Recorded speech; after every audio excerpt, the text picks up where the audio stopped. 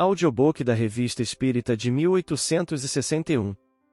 Jornal de Estudos Psicológicos. Quarto ano, 1861. Novembro, item 4.2. Algumas considerações sobre o Espiritismo, lidas em sessão geral quando da passagem do Sr. Allan Kardec por Bordeaux. Pelo Dr. Bouchet de Vitraye. 14 de outubro de 1861. Há certas épocas em que a ideia governa o mundo, precedendo esses grandes cataclismos que transformam os homens e os povos. Tanto e mais que a que preside aos interesses temporários, a ideia religiosa toma também sua parte no grande movimento social. Absorvida, frequentemente, pelas preocupações materiais, delas se liberta de repente, ou insensivelmente. Ora como raio que se evade das nuvens, ora como vulcão que mirta surdamente a montanha antes de transpor a cratera. Hoje ela toma um outro gênero de manifestação, que depois de se haver mostrado como um ponto imperceptível no horizonte do pensamento, acabou por invadir a atmosfera.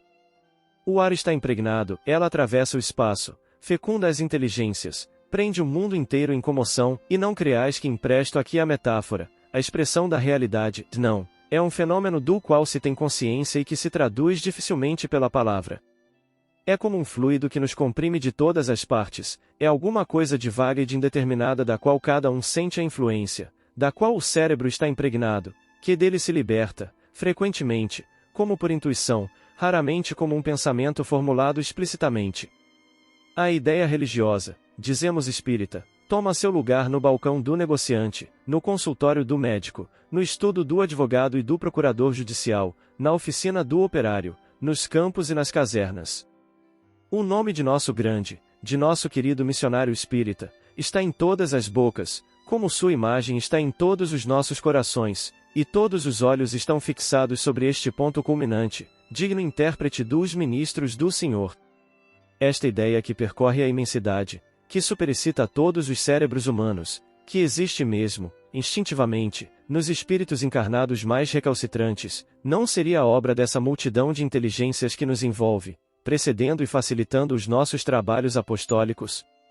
Sabemos que o testemunho da autenticidade de nossa doutrina remonta à noite dos tempos, que os livros sagrados, base fundamental do cristianismo, as relatam, que vários pais da Igreja, entre outros Tertuliano e Santo Agostinho, afirmam-lhe a realidade, mesmo as obras contemporâneas dela fazem menção, e não posso resistir ao desejo de citar uma passagem de um opúsculo publicado em 1843, que parece expor analiticamente toda a quintessência do espiritismo. Já algumas pessoas põem em dúvida a existência de inteligências superiores, incorpóreas, se não gênios presidindo a administração do mundo, e mantendo um comércio íntimo com alguns seres privilegiados. Foi para eles que escrevi as linhas que se seguem, elas lhes darão, espero, a convicção. Em todos os reinos da natureza, é uma lei que as espécies se escalonem desde os infinitamente pequenos até os infinitamente grandes. É por graus imperceptíveis que se passa do inseto ao elefante, do grão de areia ao mais imenso dos globos celestes. Essa graduação regular está evidente em todas as obras sensíveis do Criador. Ela deve, pois, se encontrar em suas obras-primas, a fim de que a escala seja contínua para subir até ele. A distância prodigiosa que existe entre a matéria inerte e o homem dotado de razão parece estar preenchida pelos seres orgânicos, mas privados dessa nobre prerrogativa. Na distância infinita entre o homem e seu autor se encontra o lugar dos puros espíritos. Sua existência é indispensável para que a criação esteja acabada em todos os sentidos.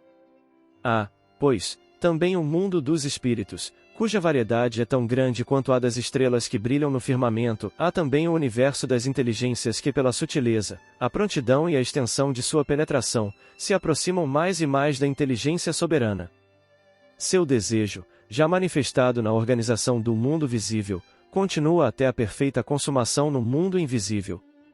Todas as religiões proclamam a existência desses seres imateriais, todas o representam como se imiscuindo nos assuntos humanos na qualidade de agentes secundários. Negar sua intervenção nas peripécias humanitárias é evidentemente negar os fatos sobre os quais repousam as crenças de todos os povos, de todos os filósofos e de todos os sábios, remontando até a mais alta antiguidade.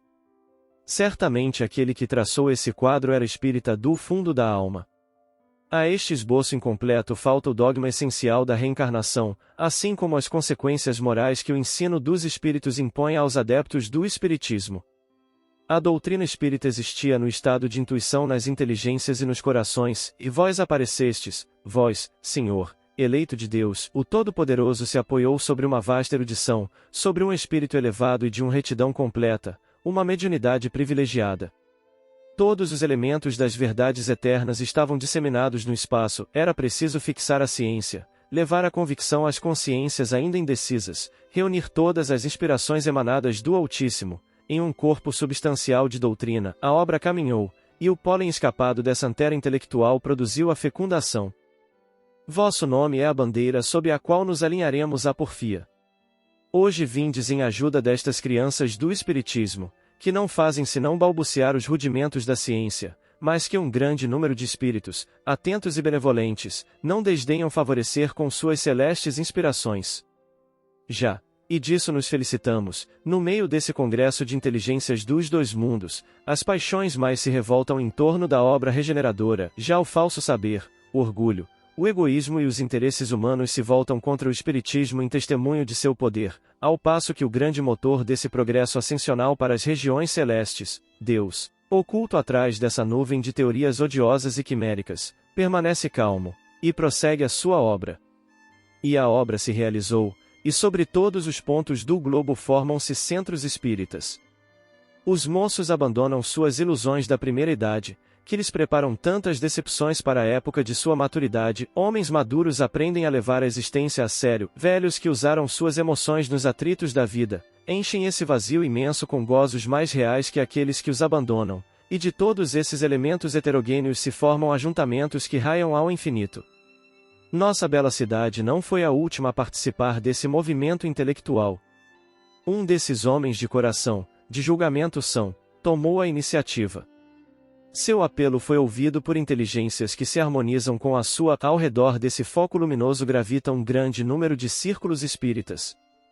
De todas as partes surgem comunicações variadas trazendo a marca de seu autor, e é a mãe que, de sua esfera gloriosa, com a perfeição do detalhe e sua ternura infinita, se comunica com o filho bem-amado, é o pai ou o avô que alia ao seu amor paternal a severidade da forma. Foi Fénelon que deu à linguagem da caridade a marca da beleza antiga e a melodia de sua prosa. É o espetáculo tocante de um filho que se tornou espírito bem-aventurado, e dando, àquela que o leva em seu seio, o eco de seus altos ensinamentos. É o de uma mãe que se revela a seu filho, e que, a cabeça coroada de estrelas, o conduz, de prova em prova, ao lugar que deve ocupar junto dela e no seio de Deus durante todas as eternidades. S.C. É o arcebispo de Utrecht soprando ao seu protegido as suas inspirações eloquentes, e submetendo-as ao freio da ortodoxia. É um anjo Gabriel, tocante homônimo do grande arcanjo, tomando espontaneamente, e com a permissão de Deus, a missão de guiar seu irmão, de segui-lo passo a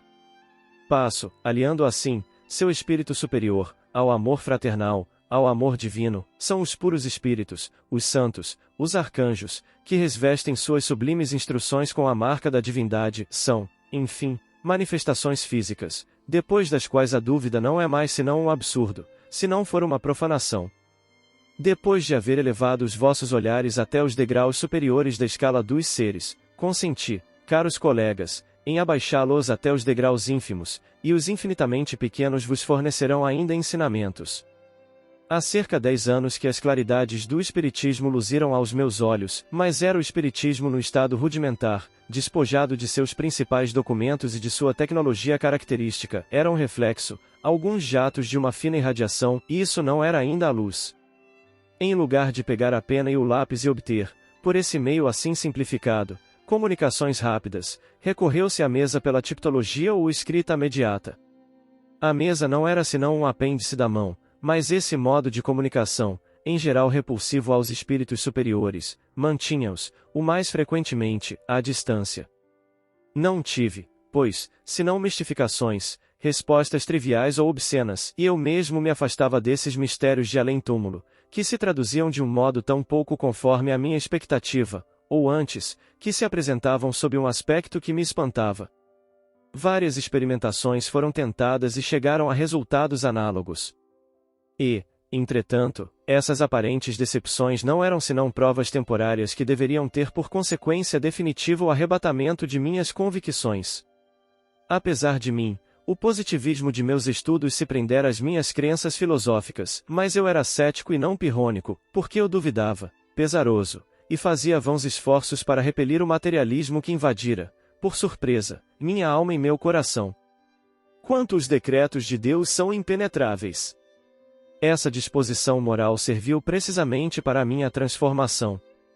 Eu tinha sob os olhos a imortalidade da alma revestindo o aspecto de uma realidade material, e para assentar essa fé tão nova, que me importava, depois de tudo, que as manifestações me viessem de um espírito superior ou inferior, contanto que esse fosse um espírito.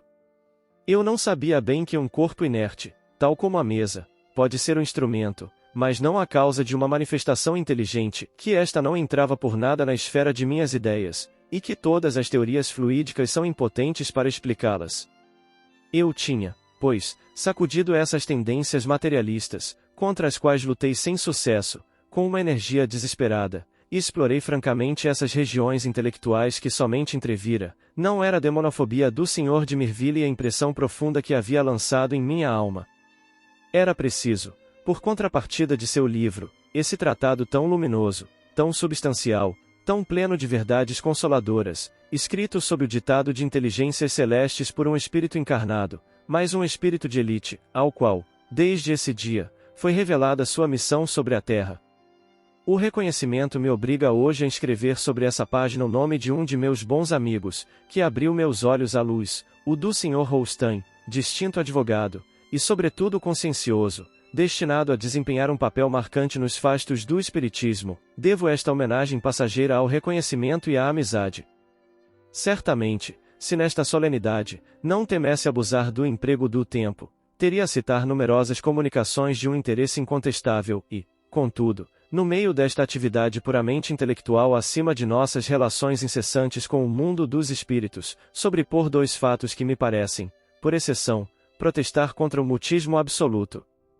O primeiro está caracterizado por detalhes íntimos e tocantes que nos emocionaram até as lágrimas, o segundo, pela estranheza do fenômeno, pertencente à mediunidade vidente, e constitui uma prova tão palpável que seria reduzir a negar a boa-fé dos médiuns se quisesse negar a realidade do fato. Alguns fervorosos espíritas se reúnem, semanalmente, comigo, para estudar em comum e mais frutiferamente a doutrina dos espíritos. Uma fé plena e inteira, a analogia, para a maioria, dos estudos e da educação, fizeram nascer uma simpatia recíproca e comunhão de ideias e de pensamentos, disposição intelectual e moral, sem contradita, a mais favorável às comunicações sérias. Nessa modesta reunião, um de nós, dotado em um grau eminente da faculdade medianímica, quis evocar o espírito de uma criança que conhecera e que sucumbira, creio, em razão de um croup. Com a idade de 6 anos, ele fazia o trabalho de médium e eu de evocador. A evocação apenas terminara e uma percussão muito sensível contra um dos móveis da antecâmara despertou nossa atenção, e nos levou a perguntar se esse ruído, de um caráter insólito, provinha de uma causa natural ou de um efeito espírita. Nos responderam nossos guias, os companheiros de Stelle, era o nome que tinha a jovem durante a sua vida terrestre, que vinham à frente de sua jovem amiga, e nós seguimos, pelo pensamento, esse gracioso cortejo planando no espaço. Entre elas nos designaram Antônia, jovem que não fez senão passar sobre a terra e que havia apenas completado sua 4ª primavera, quando caiu sob a foice mortífera. Prevendo que elas iriam acabar suas provas numa nova existência, pedi ao meu anjo guardião, essa boa mãe cuja ternura jamais me faltou, tomá-las sob o seu patrocínio, e mostrar-lhes ostensivamente sua celeste protetora.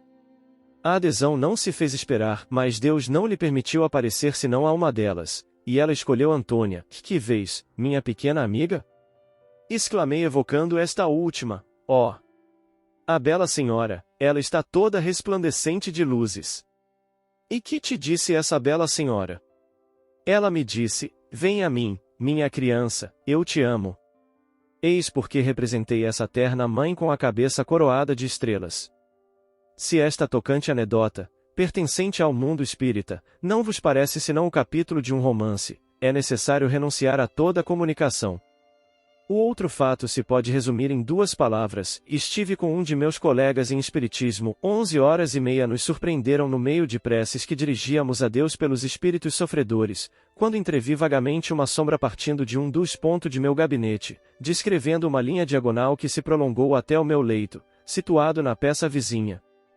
Quando terminou o seu percurso, ouvimos um ruído muito distinto, e a sombra se dirigiu para a biblioteca, formando um ângulo agudo com a primeira direção. A emoção me tomava, mas nessa hora em que tudo dispõe à emoção e ao mistério, de início acreditei numa alucinação, numa ilusão de ótica, e formei interiormente a resolução de guardar silêncio sobre essa aparição fantástica, quando o companheiro de meus estudos incessantes, voltando-se para mim, perguntou-me se não vira nada. Eu estava desorientado, mas resolvi esperar uma abertura mais completa, e me limitei a perguntar os motivos de sua pergunta. Ele descreveu-me, então, o estranho fenômeno do qual igualmente fora testemunha, de uma tal exatidão que não me foi mais possível duvidar e de não confirmar a realidade da aparição. O segundo dia depois, nosso médium por excelência estava presente, nossos guias consultados, nos confirmaram a verdade, acrescentaram que essa aparição espontânea fora de um espírito designado, durante sua vida terrestre, sob o nome de Maria dos Anjos. Foi-nos permitido evocá-lo, e o resultado de nossas perguntas foi que ela nascerá na Espanha, que tomara o véu, que a sua vida fora por muito tempo sem censuras, mas que uma falta grave, a qual a morte não deixará o tempo de expiação, era a causa de seus sofrimentos no mundo dos espíritos. Alguns dias depois, o acaso, ou antes a vontade de Deus, nos preparou um segundo controle desse fato estranho. Um espírita, jovem mecânico de uma inteligência notável, passará comigo a última parte de sua noite. Enquanto eu conversava com ele, notei que seu olhar tomava uma fixação singular. Ele não esperou minha pergunta para me dar a explicação dessa circunstância. Ao mesmo tempo em que unhei os olhos dirigidos para mim, vi distintamente a silhueta de uma mulher que, da janela, avançou para a poltrona vizinha, diante da qual ajoelhou-se. Tinha o aspecto de uma pessoa de 25 anos, estava vestida de preto, a parte superior do busto estava recoberta com uma capa, estava com a cabeça coberta com uma espécie de lenço ou touca. Essa descrição concordava perfeitamente com a ideia que eu fizera da religiosa espanhola, e o lugar onde ela se prosternou está junto daquele em que eu tinha o hábito de oferecer a Deus, nessa posição, minhas preces para os falecidos. Para mim, era Maria dos Anjos. Sem dúvida os incrédulos e os falsos espíritas rir-se-ão de minha certeza, e verão nesse fato 3 visionários em lugar de um. Quanto aos espíritas sinceros, eles acreditarão em mim, sobretudo quando afirmar sob palavra de honra. Não reconheço a ninguém, com direito de colocar em dúvida semelhante testemunho. Os trabalhos do Espiritismo em Bordeaux, de quanta modéstia e de quanta reserva se revistam, não são por isso menos objeto da curiosidade pública, e não passa poucos dias que eu não seja perguntado a seu respeito.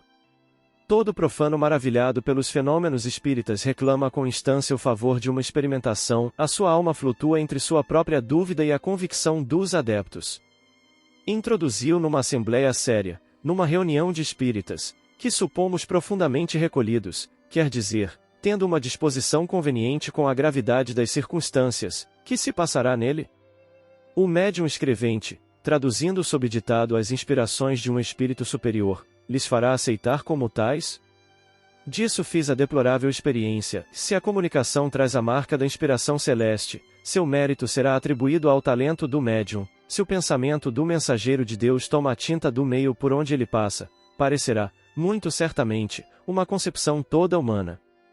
Nesta circunstância, eis a minha regra de conduta: ela está previamente traçada pelo homem da providência, por esse missionário do pensamento, que possuímos momentaneamente e que, de seu centro habitual de atividade, continuará a fazer irradiar sobre nós os tesouros celestes, dos quais uma graça especial o faz o dispensador. Aos curiosos que vêm pesquisar a realidade dos fatos, ou solicitar uma audiência, seja como objeto de distração, seja como uma emoção que atravessa o coração sem nele se deter, eu me limito a expor a gravidade do assunto ao espírito pseudo-sábio encarnado, que me representa perfeitamente sobre esse globo da 8ª classe, e da 3ª ordem do mundo espírita. Respondo com o propósito de não receber mais aquele que, se bem que obsidiado por suas dúvidas, possui a verdade em estado de germe, que começa pela boa fé para chegar à fé, Aconselho estudos teóricos, aos quais não tarda a suceder o estudo prático ou a experimentação. Assim, à medida que de um fato novo se libera uma ideia nova, ele a registra ao lado do fato, e então, se introduzem gota a gota em seu coração e em seu cérebro, a ciência espírita, suas consequências morais, que nos fazem ver, alternando nas duas existências, uma eternidade radiosa que se derrama no seio de Deus, fonte de felicidade e de vida. Bouchet de Vitré, doutor em medicina.